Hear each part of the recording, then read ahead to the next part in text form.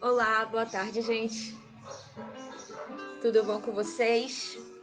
Espero que sim. Sejam bem-vindos à rede de apoio mútuo a artistas de rua, camelôs e autônomos sem registro. Esse é um trabalho de apoio mútuo, né? Uma estratégia de sobrevivência, de resistência, de reexistência de nós, artistas de rua e outros trabalhadores de rua, porque, enfim, para mim, todo mundo que trabalha na rua tem que ser artista, assim, trabalhar e viver na rua é uma arte. E com a pandemia, como vocês sabem, nosso trabalho se tornou inviável durante um tempo, agora ele volta a ser viável, né? E muitos, na verdade, nem pararam, porque não tiveram condições mesmo de parar, continuaram, mesmo sendo algo não recomendável, né? E aí a gente montou essa rede aqui para tentar fazer com que nós artistas possamos explorar também mais esse espaço aqui virtual. Eu estou fazendo esse quadro esotérico, né? Já é o nosso sexto, sétimo encontro. E hoje eu separei os temas para falar com vocês. Foi sobre o mito do amor romântico e a sinastria, né? A sinastria astrológica, que é a sobreposição de dois mapas natais. Então, para quem tem interesse, né, em estudar mais profundamente alguma relação com base na astrologia, pode ser tanto uma relação conjugal, amorosa, geralmente é isso que as pessoas procuram, né? Mas também pode ser uma relação dentro da família, pode ser uma relação de trabalho. Basicamente, a sinastria é você pegar um mapa astral e outro, e aí você vai sobrepor. E aí você vai ver as relações que surgem dessa sobreposição. Vai surgir um novo mapa astral. Inclusive tem um método que eu descobri recentemente que faz os pontos médios. Então é como se criasse uma nova pessoa aí da junção do seu mapa com o mapa de outra pessoa. Surge uma terceira pessoa que seria essa relação, né? E aí você vê pela técnica do ponto médio. Então, por exemplo, se eu tenho um sol em Áries, que é o meu caso, e você tem um sol em Libra, que é o oposto. Aí, pela técnica do ponto médio, a gente vai ver em qual signo está o sol da nossa relação. Interessante, né? Essa técnica eu conheci recentemente. Pelo site astro.com, você pode criar automaticamente esses mapas. Mas se você quer alguma análise de alguém que tem algum estudo no assunto, você pode contratar o nosso serviço aqui que eu ofereço, né? Como parte dos serviços que a rede oferece em troca da sua contribuição, né? Por apenas R$ 25 eu faço a leitura, né? A gente marca um horário, um encontro assim ao vivo. Ou se você preferir que eu mande só os áudios, eu mando só os áudios para você ouvir a hora que você quiser. E de qualquer forma, mesmo depois do encontro ao vivo, se você tiver dúvidas, eu fico aberto à sua disposição para perguntas. E desse mapa que a gente lê, eu posso analisar para você, né? Desse mapa que é criado, é gerado automaticamente pelo site. E lá no site também eles falam algumas coisas, né? E aqui a gente também vai falar algumas coisas. Então, assim, o que é básico numa relação entre duas pessoas pelo olhar da astrologia, né? Pelo olhar da astrologia, a gente vai ver em que signos estão os luminares, né? Que são o Sol e a Lua. Então, se o Sol de uma pessoa está num signo e a Lua da outra pessoa está no mesmo signo, isso é um sinal muito positivo. Então, por exemplo, eu tenho Sol em Áries. Quando eu encontro com pessoas que têm a Lua em Áries, essa alquimia é feita, né? Essa energia se solidifica, né? Dá uma liga. Então, isso explica, digamos assim, por que a gente tem tanta facilidade de se relacionar com algumas pessoas e nem tanto com outras. Isso também dá pra gente ver, por exemplo, você vê o seu signo solar, né? Como a gente está acostumado. Então, eu vou sempre me dar como exemplo, né? Eu sou Áries, e aí, quando eu encontro pessoas que têm o signo solar num signo que faz quadratura com o meu signo, que é uma relação de um ângulo de 90 graus, vai ser, no caso, Câncer e Capricórnio. São duas energias que são desafiantes, né?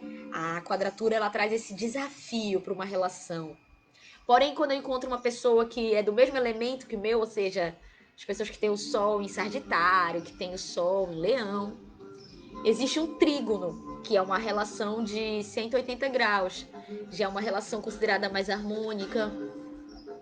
E a gente tem também a conjunção.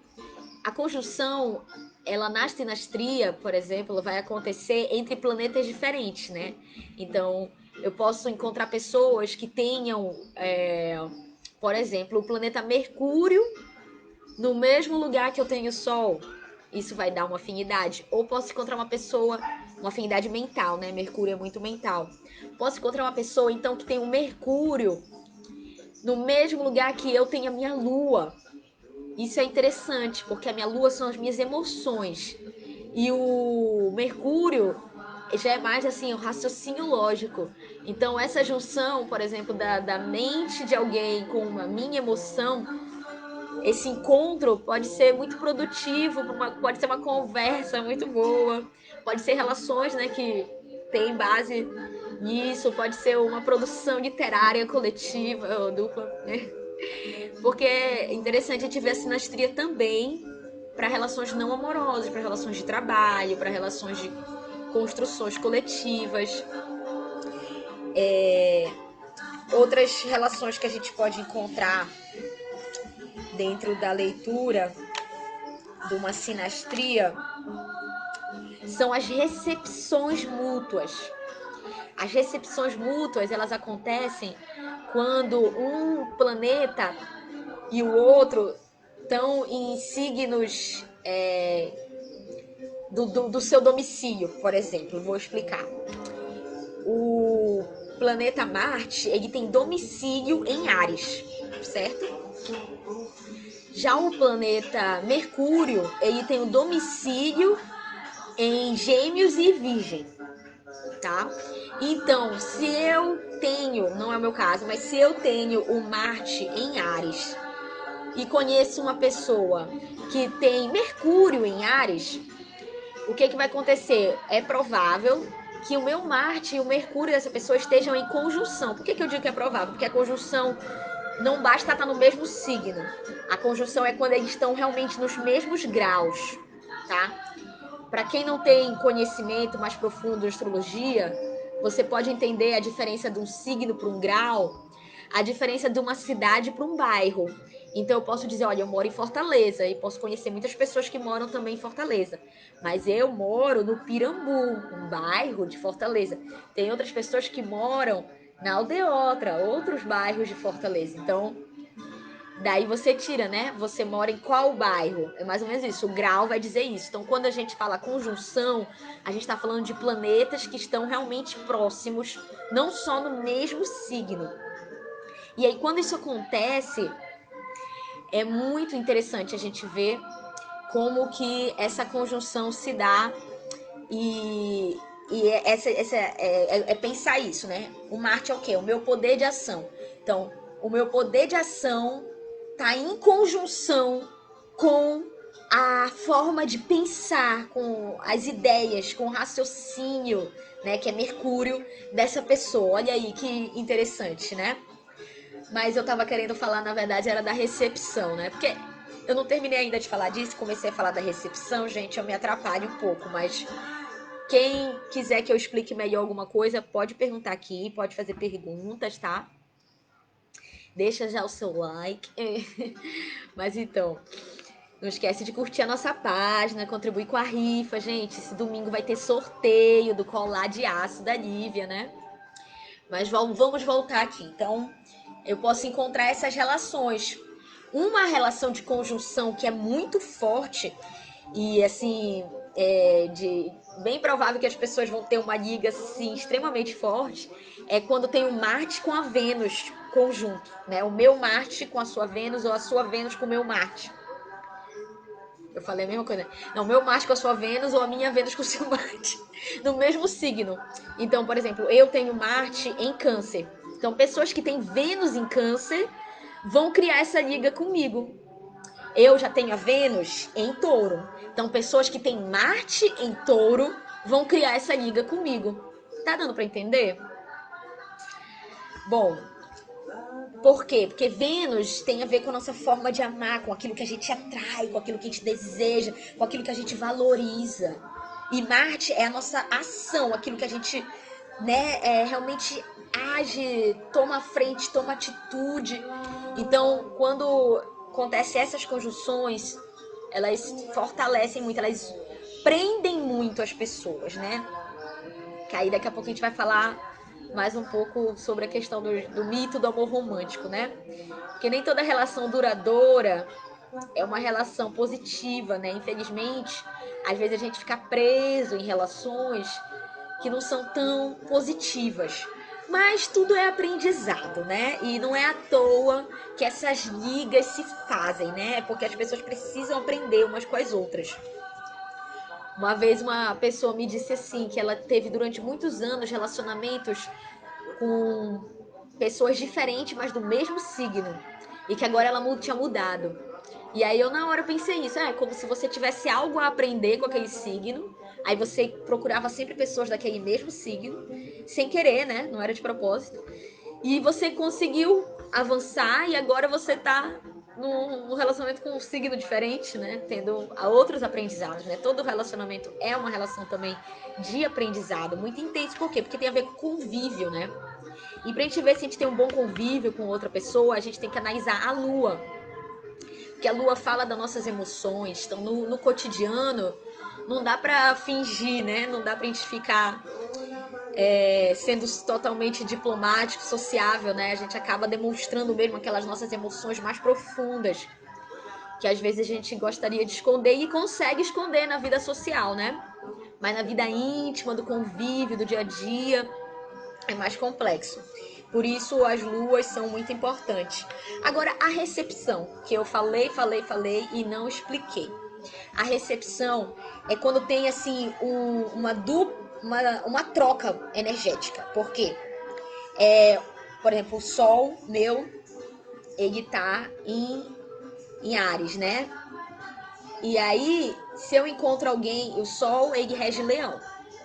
E Marte rege Áries. Então, eu tenho o Sol, que é o regente de Leão, em Áries. Agora, imagina alguém que tem Marte, que é o regente de Áries, em Leão. Cria uma liga, cria uma recepção. É como se o que o meu Sol tá aprendendo aqui, tá cultivando, fosse ensinar para aquele Marte que tá aprendendo e tá cultivando lá no leão dessa outra pessoa. Então, é algo que é mais difícil de visualizar, você tem que ter entendimento das regências planetárias, né? Por isso, reforço o convite aqui, se você quiser uma análise de um mapa de sinastria seu com alguma outra pessoa. Não custa nada, quer dizer, custa R$ 25, mas são R$ 25 que vão ser encaminhados para compra de cesta básica, né? Esse é o trabalho que a gente realiza aqui na rede de apoio mútuo. A gente tem reuniões semanais, a gente tem um cadastro, a gente usa critérios de vulnerabilidade social, a gente faz prestações de contas. Então, eu sugiro que, se você não conhece, dê uma olhada e cogite, né, caso você tenha interesse, nos nossos serviços astrológicos e esotéricos e tarológicos também. Mas então, me atrapalhei um pouco para variar, mas falei aqui do que eu conheço sobre a sinastria que eu vejo por aí. Agora tem uma técnica pessoal, que eu até chamo, né, de sinastria intuitiva, que eu vejo que a área da sua vida tal planeta de tal pessoa influencia. Já é uma outra camada, né? Então, primeiro a gente vê as ligações entre os planetas, a gente pode ver o ponto médio, como eu falei no início, né? Retomando. Depois a gente pode ver essas recepções, se elas acontecem. E também a gente pode ver essas áreas de influência. Então eu penso assim, o Sol ele ilumina, né? Então, por exemplo, eu tenho Sol em Áries, certo, mas em qual casa? Eu tenho Sol em Áries na casa 9. Aí eu vou ver o mapa de outra pessoa comigo, e aí a questão é aonde tá Ares no mapa dessa pessoa. Se Ares nessa pessoa tá na casa 4, por exemplo, que é a casa da família, significa que o meu Sol vai fazer assim, ó. O meu Sol é o quê? O meu ser, a minha essência, ou seja, sem querer, querendo, eu vou iluminar, né? O meu mapa, a minha configuração astral vai iluminar essa área da vida dessa pessoa. E aí a gente pode ver, no caso do Sol é isso. Agora, no caso do Marte é o quê? Aquela energia mais de conflito, né? De interrogação, de chamar pra chincha, né? Então eu posso ver que onde está o meu Marte é Câncer, e aí eu posso ver Câncer no mapa dessa pessoa. Aí Câncer no mapa dessa pessoa tá na área dos estudos dela, por exemplo, na casa 3.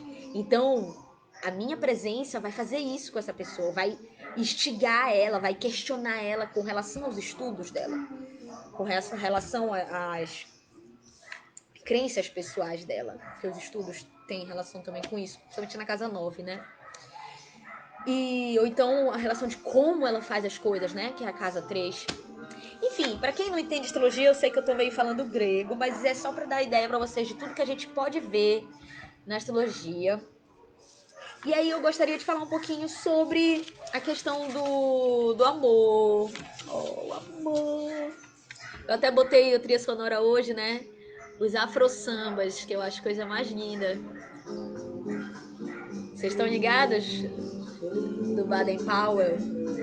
É assim, muito emocionante, né?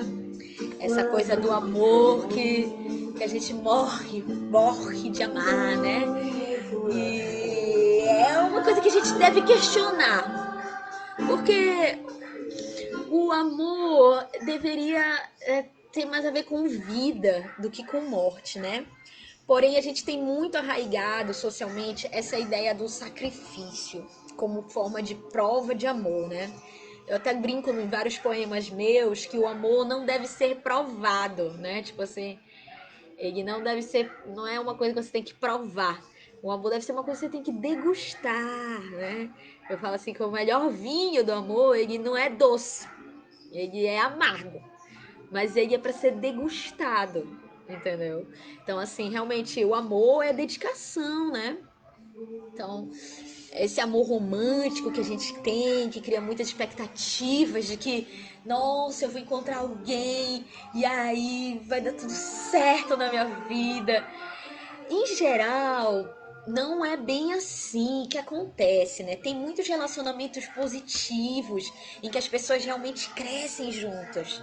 E isso é muito legal. Mas não é um mar de rosas. Toda relação tem os seus percalços, tem os seus desafios. Isso a gente pode ver também dentro das nossas famílias, né? Então, quando a gente pega esse amor romântico, essa idealização, a gente volta na questão, por exemplo, da literatura. Eu vou voltando de frente para trás, tá? Não vou de trás para frente, não. Vou de frente para trás. Então, estamos hoje aqui, que a gente tem essa ideia do amor romântico até hoje, né? Hoje em dia já existe muito essa questão do relacionamento aberto, da poligamia, da gente questionar as traições, né? Mas até pouco tempo atrás, e até hoje mesmo, eu vejo muita gente ressaltando essa ideia do amor romântico, do amor romântico. E assim, eu não tenho nada contra, né? Quem tem um relacionamento estável, monogâmico e é feliz com isso. Mas eu gostaria que a gente parasse de romantizar o abuso, que é algo que acontece também. Então, quando a gente romantiza o abuso, quando a gente acha que vale a pena viver uma relação apenas porque é uma relação, e aí a gente não dá valor às vezes a si próprio, porque a gente acha que a relação é mais importante, né? Então preservar o que nós somos juntos é mais importante do que preservar, né, a minha dignidade muitas das vezes, a minha felicidade pessoal, os meus sonhos. Então isso tem que ser, eu acredito que a gente deveria desconstruir isso, porque é algo que tem feito muito mal. Muita gente sofrendo por aí, porque tá num relacionamento abusivo, ou porque não tá em nenhum relacionamento. Eu sou uma pessoa que várias vezes fico assim, poxa, será que eu sou uma pessoa tão ruim porque eu não tenho um relacionamento? Mas eu andei fazendo reflexões pessoais assim e tenho chegado à conclusão de que eu não preciso ter um relacionamento assim, realmente é algo que a sociedade me põe pra mim. Eu mesmo, Luan, não tenho essa necessidade de ter alguém comigo aqui 24 horas por dia. Na verdade, eu adoro a minha liberdade, a minha autonomia, de fazer as coisas na hora que eu quiser, mas isso é meu, entendeu? Nem todo mundo é assim. Tem gente que gosta do companheirismo também, né? E não é que eu não gosto do companheirismo, mas como eu falei, não é qualquer companheirismo, né? Então, assim, eu vou ficar muito feliz a hora que tiver alguém que queira fazer as mesmas coisas que eu e que a gente possa fazer junto, né? Mas não vou ficar sofrendo, né? Isso eu tirei de mim, eu consegui tirar de mim. E gostaria que a gente coletivamente tirasse isso das pessoas que sofrem por não estarem num relacionamento, por não terem alguém do lado, né? E entender que a gente precisa ser o nosso melhor amigo, a nossa melhor companhia, né? Mas eu queria trazer alguns elementos aqui pra gente refletir. O amor no casamento é algo recente, né? Essa ideia toda do romantismo, né, da literatura, como eu comecei a falar e não terminei, é, ele é algo que era o quê? De uma época em que as pessoas morriam de tuberculose, né, gente? Então, assim, ou então se suicidavam, né? O que, que é o Goethe, né? Os sofrimentos do jovem Werder, né? Eu tive a chance de ler esse livro ano retrasado. E, cara, é muito engraçado como a gente romantiza isso, acha lindo esse amor que leva à morte, né? A gente vê isso muito hoje em dia ainda nas músicas, né? Como eu escuto músicas que ficam falando, não, sem você eu não existo, sem você eu não sou ninguém, eu preciso de você. E, gente, não é verdade, entendeu? Mas, claro, toda coisa que a gente repete muito acaba se tornando verdade. Então, o sofrimento das pessoas é real, mas ele é levado por uma questão que não é real, porque ninguém precisa de ninguém, assim, em termos de relação, né? Claro que a gente precisa um dos outros em sociedade. E aí entra um outro ponto.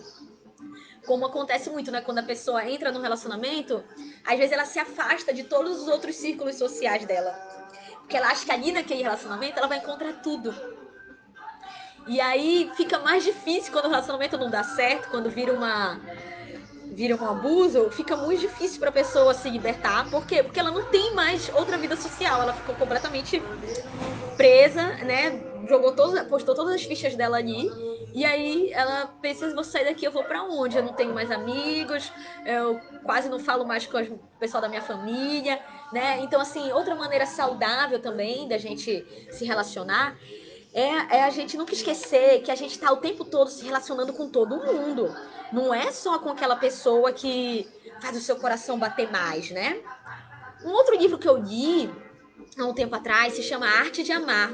E aí falava muito isso, que amar é uma escolha, né? Porque quando você escolhe amar, não importa o que a pessoa faça, você continua amando ela, né? É tipo assim, é um álibi eterno. Assim, a pessoa pode fazer, pode te matar, mas você ama ela e você perdoa ela.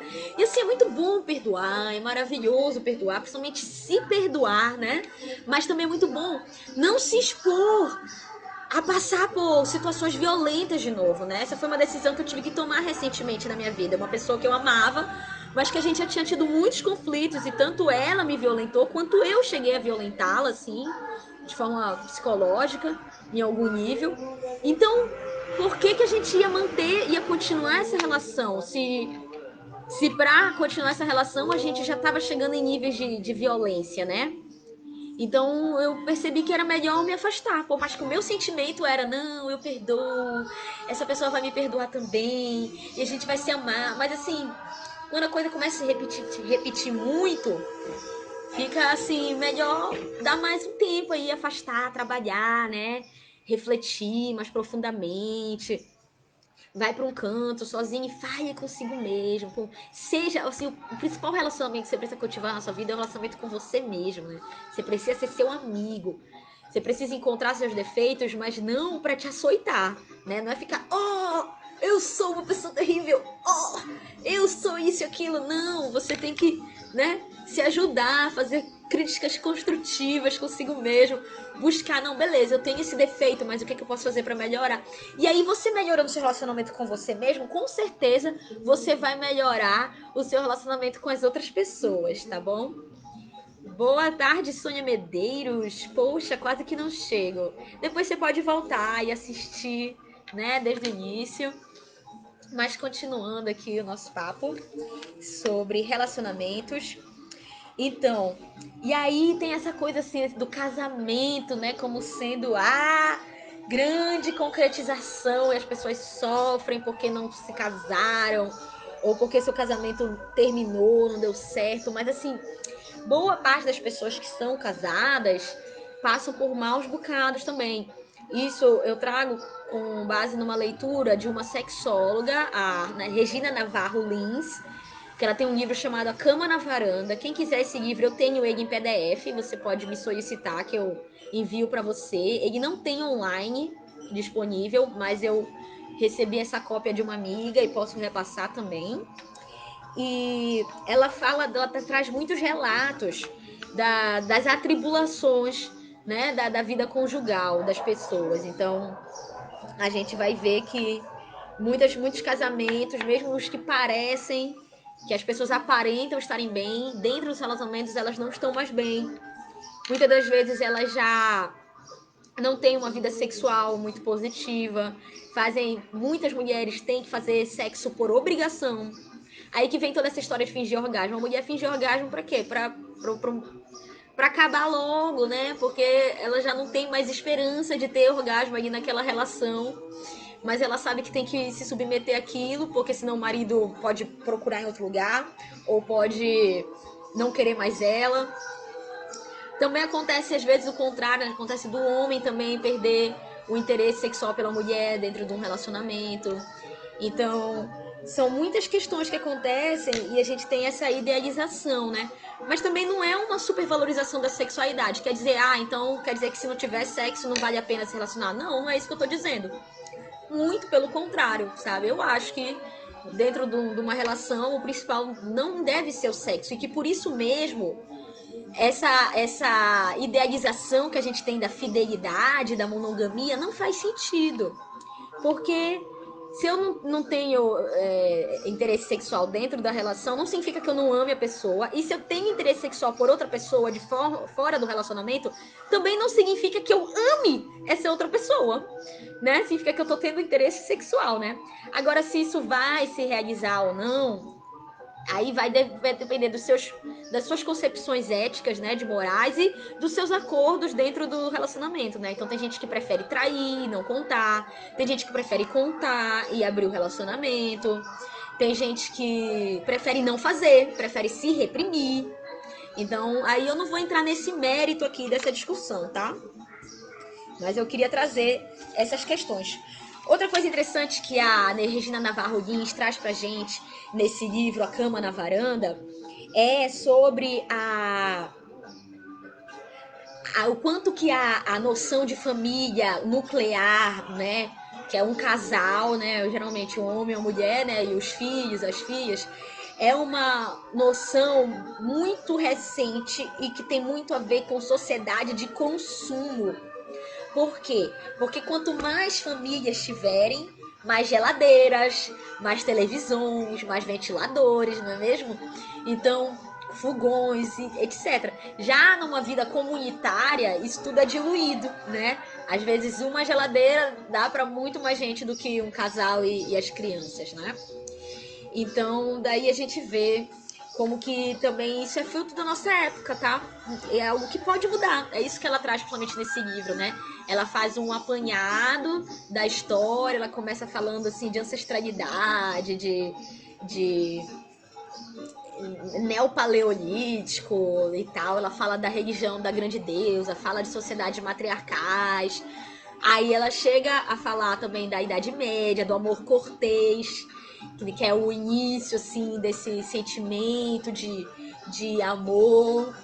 E ela fala, inclusive, que durante muito tempo a igreja condenava o amor dentro do relacionamento, né? Então, assim, até o sexo aí é só pra procriação. Eu até falei isso umas lives anteriores aí. Então, até dentro do relacionamento, não se devia fazer sexo por amor. Não se devia ter amor. Não se devia demonstrar afeto dentro de um casal. Então, quando a gente lembra, às vezes, dos nossos avós, bisavós, tataravós, e a gente acha um pouco fria a relação entre eles, pode ser por isso, pela mentalidade daquela época. Claro que isso depende também do contexto social dos seus avós, seus tataravós, etc. Mas era algo que foi real na nossa sociedade. Aí depois a gente chega nos dias de hoje, né? E tem essa questão que ela atende casais, né? Então ela ouve coisas que os casais não falam por aí, né? E aí com esse arcabouço é que ela joga. Eu ainda não terminei de ler o livro, mas eu sei que o intuito dela é jogar pensamentos para o futuro, de como essas coisas ainda vão se transformar, porque elas não começaram desse jeito, elas estão hoje assim, mas elas podem se modificar também no futuro. E é legal a gente estar aberto para isso. Uma conclusão que ela já mencionou e que eu já tinha visto em outros estudos dela que eu acho genial é como que esse amor romântico tá ligado a um desejo psicológico nosso, humano, de retornar ao útero da nossa mãe, que é aquele lugar em que a gente está totalmente acolhido, em que nada nos falta e a gente não precisa fazer nada, só ficar ali quietinho e que tá tudo ótimo, a gente é alimentado, a gente tem calor e é como se a gente nunca tivesse superado o nosso nascimento, que a gente passa a vida inteira procurando sentir isso de novo, né? Então, eu gosto de resumir esse pensamento dela que a monogamia é uma tentativa frustrada de retorno ao útero, porque a monogamia ela dá essa falsa sensação de segurança, né? Porque essa monogamia também, o pessoal critica às vezes o relacionamento aberto, mas a monogamia nunca garantiu nada pra ninguém, né? Eu sei que tem algumas críticas à concepção de relacionamento aberto, que são com a questão, por exemplo, racial de identidade de gênero também. Porque a gente vê que muitas vezes as pessoas divergem entre quem elas escolhem para transar, para curtir, e quem elas escolhem para, né, casar e ter filhos. E geralmente tem uma questão de raça aí, né? Acontece muito de homens, tanto negros quanto brancos, se envolverem com mulheres negras apenas de forma sexual. E quando se envolve com uma mulher branca, eles casam e têm filho. E é muito gritante essa diferença, né? Isso acontece também com nós, pessoas trans. E é isso que a gente chama de solidão da mulher negra, né? E solidão da pessoa trans também, que acontece. Às vezes as pessoas nos amam, mas não nos querem assumir para suas vidas, né? E aí a gente vê como que essa coisa do casamento está ligada também a um status, né? Social. Agora, falando sobre amor romântico, uma outra coisa, voltando para essa ideia do retorno ao útero, uma outra coisa que a Regina Navarro Lins fala, e nesse outro livro que eu li, que é A Chave Psicológica para o Entendimento do Amor Romântico, né, que é de Robert A. Johnson, que ele fala do mito de Isolda, que é um mito grego, né, de uma mulher muito bonita que estava prometida a casar com o rei, e aí esse rei manda, tipo, o sobrinho dele aí buscar ela. Aí você já viu, né? Que vai dar merda, né? Mas assim, esse sobrinho também era muito leal ao rei. E jamais iria fazer nada se não fosse uma porção do amor, que agora eu não lembro muito bem como vem parar na mão deles. E eles bebem essa poção. No que eles bebem essa poção, eles perdem todas as noções de quanto era importante ela ir casar com aquele rei. E como aquilo era importante para toda uma sociedade. E eles se entregam às paixões. E daí pra diante é só tragédia, gente. Eles ficam tentando lutar contra isso, mas não conseguem. Eles sempre acabam voltando a se encontrar. Aí tem uma hora que eles vão pra uma floresta e quase morrem de fome. Aí o tio é Tristão, né? Tristão e Isolda. O tio do Tristão encontra eles na floresta, abraçados assim, quase famélicos, assim, quase morrendo de fome e dormindo, e no meio deles está a espada que o Tristão tem. E aí, com esse símbolo, o rei lá compreende que o amor deles era um amor sublime, era um amor encantado, era um amor puro, e que a espada simbolizava que eles não tinham relações, né? Aí eles retornam pro castelo, voltam a se encontrar, aí são descobertos. E aí, enfim, muito sofrimento, gente. É uma história de muita tragédia, muito sofrimento. E aí o Tristão se afasta da Isolda. Ele encontra outra Isolda. A Isolda, como é que é? A Isolda das Mãos Brancas, sei lá, é assim, uma outra Isolda que aparece na história. E eles têm uma relação. E eles têm filhos. E nisso a Isolda original tá lá, também casada. Mas eles não conseguem ser felizes. Sabe? Eles não conseguem ser felizes. E no fim eles acabam uma coisa meio Romeu e Julieta. Eles acabam se matando e morrendo abraçados, sei lá. Eu não lembro muito bem. Mas basicamente fala, fala disso, né? Dessa perseguição do por que ele não conseguiu ser feliz com essa outra mulher, por que ela não conseguiu ser feliz lá no reino, já que era a intenção dela, né? E essa porção do amor que eles tomaram aí, que fez essa cagada toda. Eu acho que eu contei um mito muito mal, mas vocês podem procurar aí, vale a pena. E para terminar aqui, e vou abrir para perguntas. Queria tanto que vocês perguntassem, gente, vocês não perguntam nada. Mas o que eu ainda tenho para falar é que sim, no livro do Robert A. Johnson, ele fala desse amor romântico de Tristão e Isolda, e ele conclui, de certa forma, que o amor romântico na nossa sociedade hoje, ele é a nossa busca por algo encantado. Porque a nossa sociedade, né, perdeu muito da crença religiosa, né? Que, por exemplo, antigamente as pessoas encontravam isso, elas não encontravam isso nos seus relacionamentos. Elas encontravam isso na religião, né? Elas iam na igreja e lá tinha aquelas obras que na época não tinha tanta facilidade de fazer arte, de ter obras no dia a dia das pessoas, né? Então, pensa, a igreja era um lugar incrível para as pessoas daquela época. E lá elas encontravam essa sensação da integração com o todo, desse retorno ao útero, tá? E aí, como a sociedade moderna perdeu isso, a gente ainda busca isso dentro das nossas relações. Então, o que geralmente acontece quando a gente se apaixona por alguém é que a gente projeta nessa outra pessoa uma idealização, né? É como se a gente tem aqui o tempo todo uma idealização. Por exemplo, eu, Luan, tenho uma idealização aqui do que seria essa minha companhia perfeita, né? Ah, vai ser uma pessoa que gosta de arte, que vai fazer arte comigo, e que a gente vai viajar muito, né? Que gosta de animais, que gosta de ler, né? São as minhas projeções, né? Aí vai ser uma pessoa inteligente, vai ser uma pessoa divertida, vai ser uma pessoa bonita, vai ser uma pessoa, né? Muito amável, né? Assim, que me compreenda. Tem toda essa idealização, né?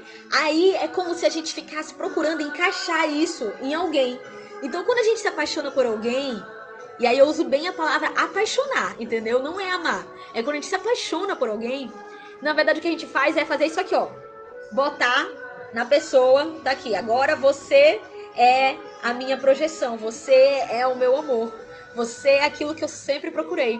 Aí quando você desvia, você não cabe ali na minha idealização, o que eu faço? Eu fico chateado. Falando eu assim, né? Todos nós, né? A gente fica triste, a gente fica chateada, a gente às vezes fica com raiva. E aí, daí que vem as relações abusivas, relações de dependência, porque são duas pessoas que se projetaram mutuamente uma na outra e que não dão conta de cumprir com essa expectativa, de atender a essas expectativas, né, da outra pessoa. Por isso que a gente deveria desconstruir essas ideias de amor romântico. Agora eu vou dizer aqui tudo que eu penso. A gente deveria desconstruir essas ideias de amor romântico. A gente deveria cultivar um relacionamento muito saudável com nós mesmos e procurar também ter relacionamentos saudáveis com as outras pessoas. Esses relacionamentos, eles têm que ser livres, porque se eles não forem livres, eles não são legais, assim. Tá certo que eu entendo quem quer viver aí essa história da vida conjugal e tal, mas então vamos conversar, vamos se abrir, vamos ser realmente amigo com essa pessoa, sabe? Vamos deixar as coisas já claras, né? Olha, eu sonho com isso, você sonha com isso também? Porque se você não sonhar com isso também, vai ser difícil, né? A gente ter uma relação em que os sonhos são tão diferentes. A gente vai acabar tendo que abrir mão dos nossos sonhos pelo outro. Então, assim, vamos procurar relações possíveis, né? É o que eu penso. O que vocês pensam, gente?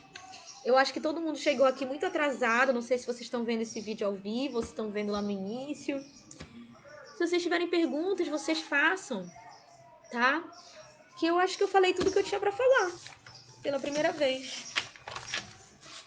Posso ter falado rápido às vezes.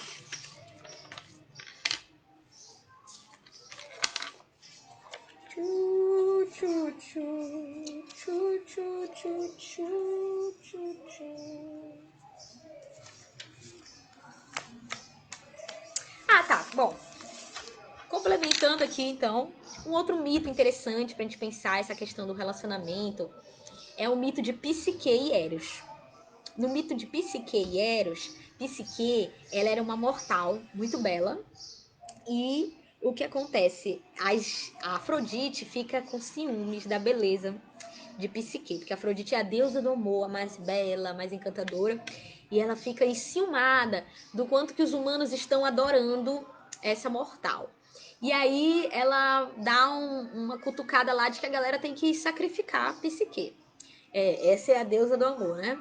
E aí a galera vai sacrificar a Psique. Só que quando ela tá lá na beira do penhasco para ser sacrificada, Eros, o filho de Afrodite, se apaixona por Psique. E aí ele salva ela. Ele não resiste e salva ela do sacrifício e leva ela para o castelo. E aí imagina a Psique, ela tava lá de olhos vendados para ser morta e de repente ela acorda num castelo maravilhoso. Ela, tipo assim, o quê? Não vou questionar nada, né? Ela fica assim, super agradecida, super feliz. Mas Eros tem uma crise, porque ele é um deus, ele é muito lindo, maravilhoso. E ele não quer que a Psique goste dele só por isso. Aí ele meio que se esconde, ele acha que a Psique não pode saber que ele é um deus. Então ela fica lá sendo cuidada por ele, muito feliz, muito apaixonada, mas ele diz que ela pode fazer tudo menos, tudo menos tirar a máscara dele, descobrir quem ele é. E aí ela tá bom, no início dela tá ótimo, porque tipo, se ela ia morrer, né? Ela tava lá na beira do precipício e de repente tá lá naquele castelo maravilhoso. Tá tudo bem. Mas com o tempo, né, ela começa a se questionar. Aí tem versões do mito de que as irmãs dela fazem fuxico, né, e falam, ai, você tem que saber quem é esse cara, como assim? Por que ele tá escondendo alguma coisa? Por que ele não quer deixar você saber? Aí tem. Aí ela fica, né, pode criar aí uma bela noite. E aí prestem atenção nos símbolos. Ela numa bela noite acende uma vela, um castiçal, sei lá, e tira a máscara dele. Então, assim, ela põe luz sobre aquilo que estava escondido, ok? Essa é a análise simbólica da história. E aí ele fica extremamente decepcionado, arrasado, triste, hashtag chateado, vai-se embora. E ela fica assim, o que eu fiz, né? O cara era um deus, o deus do amor, era o cupido. E eu fiz a única coisa que ele pediu pra eu não fazer. Que merda, né? Ela fica muito mal. E aí ela não tem pra quem chorar senão pra deusa do amor, né? Pra Afrodite. Afrodite se compadece. Depois de ter mandado a garota à morte, Afrodite se compadece, entre aspas, e diz pra ela que ela terá o amor de Eros de novo se ela cumprir determinada tarefa. E aí Afrodite vai dar pra ela uma tarefa que é impossível. Que se eu não me engano, são 3 tarefas, tá? Eu lembro que a primeira, se eu não me engano, é separar. É como se fosse assim, vai na areia e separa os grãos de silício, de sei lá mais o que. Tipo assim, é uma coisa impossível, entendeu? Pede pra ela uma coisa impossível, que é muito minucioso. E aí é o outro elemento simbólico da história. Então, a primeira virtude, que é como se essa história estivesse contando o passo a passo pra gente ter uma relação de igual para igual e não uma relação desigual, que era o início, né? O início ela tinha sido salva por ele. Então é uma relação desigual. Ela não sabia quem ele ela era cuidada por ele. Então não era uma relação de igual, era uma relação desigual. Então essa história é como se estivesse contando pra gente o passo a passo para ter essa relação horizontal. E aí, então, o primeiro passo, a primeira virtude que ela tem que conquistar é a análise minuciosa, separar o joio do trigo, né? Tipo assim, ver o que é o que que não é. E aí ela recebe ajuda mágica e consegue realizar a tarefa que seria impossível. Aí a Afrodite fica, essa menina tá me dando trabalho, né? Aí, não, meu amor, mas agora você precisa fazer mais uma tarefa para realmente ter o Eros de volta para você. E aí a segunda tarefa é que ela tem que ir puxar um fio de cabelo do Velocino de Ouro, que é de uma outra lenda, um outro mito aí grego também, muito interessante. E aí é um bicho que tá super bem protegido e que vários heróis já morreram tentando pegar esse bicho. Aí a Afrodite fala pra ela que ela só tem que ir lá puxar um pelinho desse bicho que tá perto de um dragão, né? Uma cagada. E aí ela fica assim, pô, já era, né? Não vou conseguir. Mas aí sempre ela tem umas ajudas. E aí a segunda virtude que ela tem que conquistar, né? Que ela vai com calma. Ela não vai lá às claras, como todos os heróis iam lá para enfrentar o dragão e pegar o velocino de ouro. Não, ela não vai. Primeiro que ela não vai pegar o velocino de ouro, né? Ela vai pegar só um fio de cabelo, né? Então ela vai assim, pianinho, à noite, entendeu? Na surdina. E consegue. Então é com essa paciência, né? Então teve a minuciosidade, que também tem a ver com paciência. Tudo tem a ver com paciência no relacionamento, né, gente? Aí vem essa coisa do pelinho, do velocino dourado. E então a Afrodite fica, nossa, eu não acredito que essa menina conseguiu. Mas sim, meu bem, então, pra você agora só falta uma tarefa. E essa eu juro pra você que é a tarefa que você vai conseguir ter o amor do Ares volta. Você só tem que ir lá no inferno. Em outras palavras, né? A Afrodite manda a Psique pro inferno, porque pede pra ela pegar não sei o que com a Perséfone, que é a companheira de Hades, o deus do submundo, ou do inferno, assim, é realmente o mundo dos mortos, tá? Não é só o subsolo, assim, tá? Não é um deus das formigas, das minhocas, né, dos tatus, não, é realmente o deus do mundo dos mortos e a companheira dele, Perséfone. E aí ela quer que a Psique vá lá, eu não lembro o que é que ela tem que pegar com a Perséfone. Mas aí a Psique fica, ok, agora eu entendi que essa deusa aí não quer que eu recupere o amor de Eros, mas como eu não tenho, ela aí é a coisa do amor romântico, né? Como eu não tenho outro caminho na vida que não seja realmente em direção a esse amor, então eu vou lá no inferno. E aí ela vai no inferno. Aí aí qual seria, né, o elemento aí, digamos assim, é um certo desapego, né? Então, assim, ela vai seguir o caminho dela, porque realmente ela tinha sido condenada à morte, foi salva por ele, né? Então, dentro da história dela, e morrer não era assim algo tão, sei lá, fora do contexto. E aí ela vai. E aí ela vai pro inferno. Aí ela é super ajudada, né? Ela é realmente uma pessoa de sorte. Porque aí ela é ajudada, tem várias pessoas que ajudam ela. Que aí tem vários desafiozinhos, né? Então ela tem que passar pelo. Ela tem que levar uma moeda, tanto para ir quanto para voltar, porque tem um barqueiro, né? O Caronte, que é o barqueiro que leva para o mundo dos mortos, né? E traz de volta, embora poucas pessoas tenham realmente voltado, né? Mas ela leva lá 2 moedas. E aí no meio do caminho, depois que ela desce, desembarca lá no inferno, tem muita gente morta e almas perturbadas que pedem ajuda para ela. E essa é outra dica que alguém orientou ela, né? Falou que ela não pode parar para olhar. Ela tem que manter o foco. Aí essa é uma outra virtude. Então que tem que ter, né? Que você tem que manter o foco do que você quer. Você não pode ficar querendo abraçar o mundo com as pernas, né? Mais ou menos por aí. E eu não vou lembrar muito bem qual era a terceira dica, mas eu vou procurar saber e quem sabe eu conto para vocês essa história com mais riqueza de detalhes depois. Mas o resumo da obra é que ela consegue, tá? Depois disso tudo, ela e Eros realmente se casam. E aí já num outro nível, porque ela já separou, né, o joio do trigo, já pegou o velocino dourado, já foi no inferno e voltou, meu bem. Então assim, ela não é mais aquela menininha, aquela garotinha que tinha sido salva por Eros, né? Agora ela realmente vai ter uma relação com ele de igual para igual, que as relações conjugais deveriam ser assim, embora na prática a gente veja muitas relações que são desiguais. Mas eu já falei muito aqui sobre hoje, sobre não romantizar o abuso.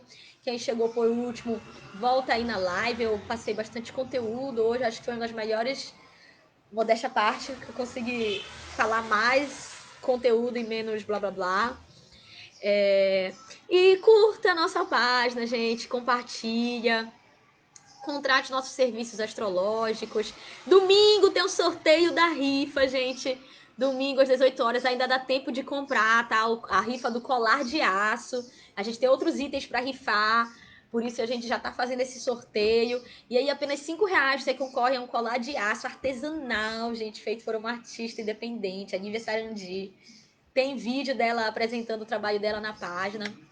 E quem quiser somar com a gente na rede, a gente tá carente, sabe, de pessoas que tenham novas ideias, que participem das reuniões, que criem cartazes, que criem outras programações aqui na página. Vamos aproveitar esse espaço.